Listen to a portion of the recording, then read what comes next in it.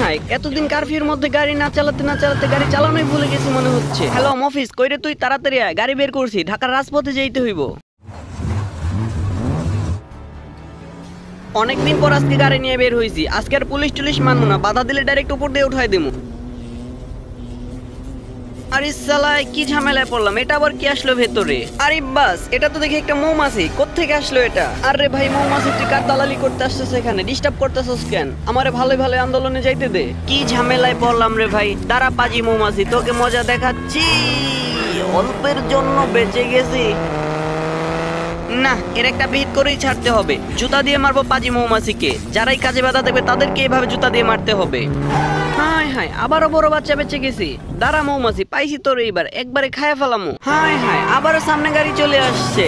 কি একটা ঝামেলা, আমার সাইলেন্সার খুলে ফেলেছে। কি মুসিবত রে ভাই, আমার স্বাধীন দেশে আমি স্বাধীনভাবে গাড়ি চালাবো, তাও কারো ভালো লাগে না। একের পর এক আমার উপর দিয়ে ঝড় চলেই যাচ্ছে। আজকে শালার দিনটাই খারাপ, সব জায়গাতেই ভেজাল হচ্ছে। সাইলেন্সার অনেক গরম হয়ে আছে, এই তোয়ালে দিয়ে ধরে নিতে হবে, তাহলে আর হাতে ছেঁকা লাগবে না। এই তো হয়ে গেছে, টানটানা। অনেক কষ্টে এটাকে গাড়ির ভেতরে নিয়েছি। যাই হোক, এবার হচ্ছে যাওয়ার পালা ডেস্টিনেশনে। টানটানা।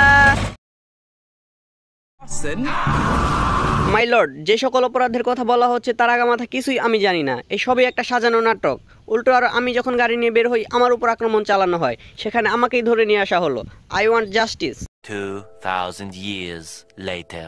গাড়ি নষ্ট হওয়ার পর থেকে এখন এই 2 চাকার সাইকেলই আমার শেষ ভরসা। হায় হায়, দুষ্টু পাজি দালাল মৌমাছি এখনো আমার পিছু ছাড়তেছে না। তোরা একবার হাতের মুঠোয় পেয়ে নেই, দেখিস কি করি। পেয়েছি, একবারিতেই কাম তামাম। Is everything all right?